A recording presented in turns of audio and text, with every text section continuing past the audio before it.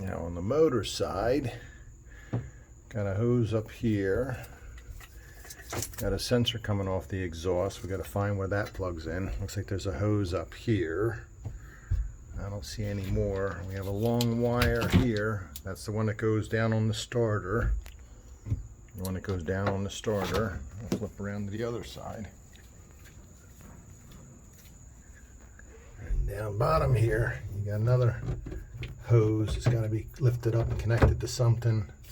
This hose over here. And then these are all your different plugs and connectors.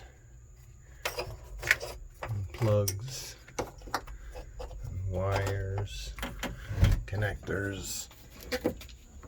That's that one again.